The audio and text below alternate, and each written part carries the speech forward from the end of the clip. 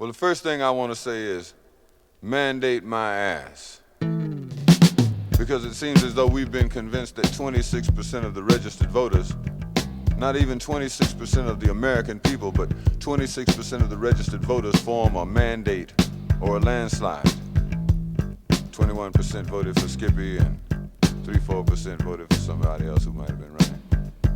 But oh yeah, I remember in this year that we have now declared the year from Shogun to Reagan, I remember what I said about Reagan. Meant it.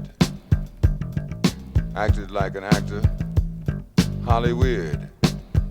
Acted like a liberal. Acted like General Franco when he acted like governor of California. Then he acted like a Republican. Then he acted like somebody was going to vote for him for president. And now we act like 26% of the registered voters is actually a mandate. We're all actors in this, I suppose.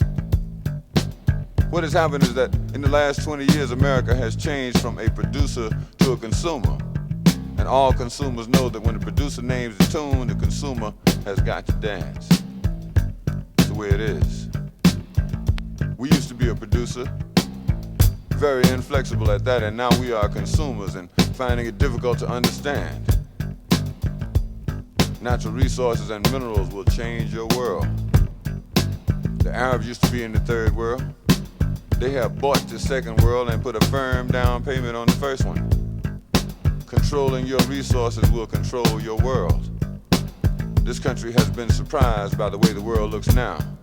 They don't know if they want to be Matt Dillon or Bob Dylan. They don't know if they want to be diplomats or continue the same policy of nuclear nightmare diplomacy. John Foster Dulles ain't nothing but the name of an airport now.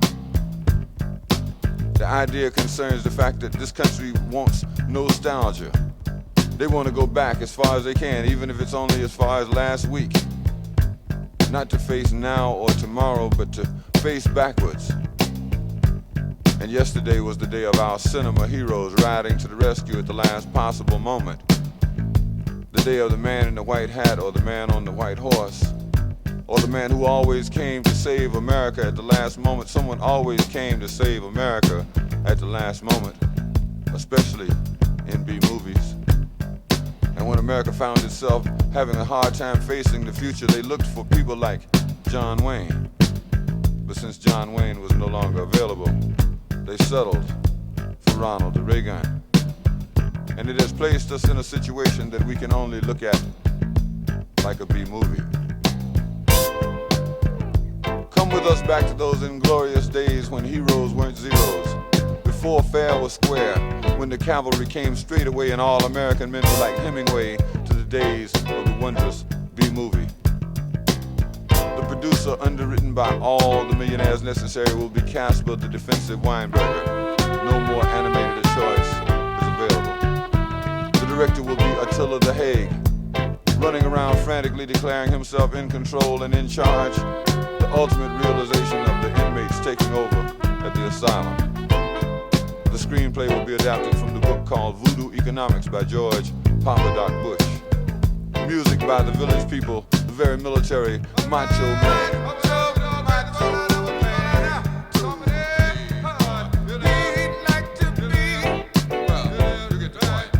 A theme song for saber rattling and selling wars door to door. Remember, we're looking for the closest thing we can find to John Wayne. Cliches abound like kangaroos, courtesy of some spaced out Marlon Perkins, a Reagan contemporary.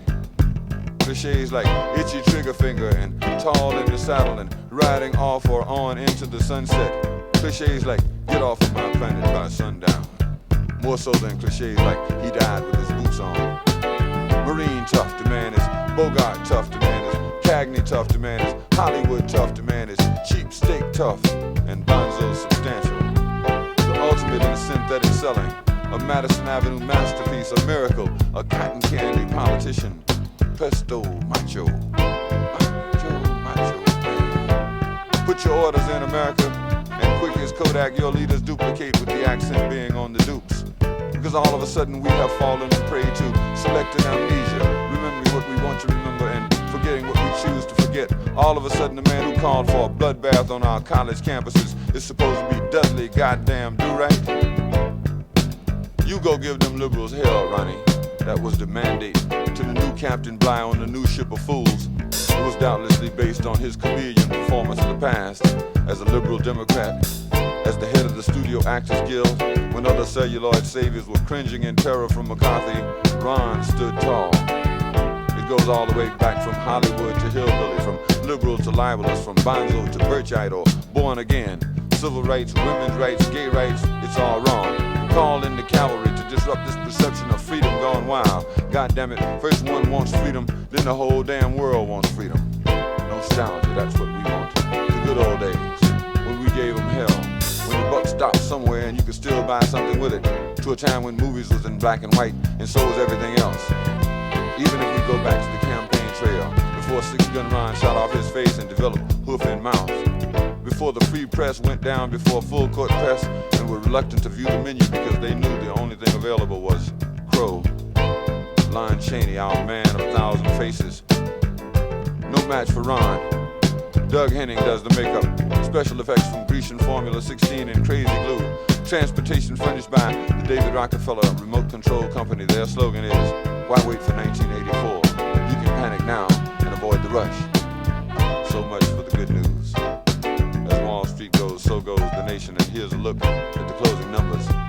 Racism is up. Human rights are down. Peace is shaky. War items are hot. The House claims all ties. Jobs are down. Money is scarce. And common sense is at an all-time low with heavy trading. Movies were looking better than ever, and now no one is looking because we're starring in a big movie. And we would rather had John Wayne. We would rather had John Wayne. And you don't need to be in no hurry. And you ain't never really got to worry. And you don't need to check on how you feel. Just keep repeating that none of this is real. And if you're sensing that something's wrong, well, just remember that it won't be too long before the director cuts the scene. Yeah.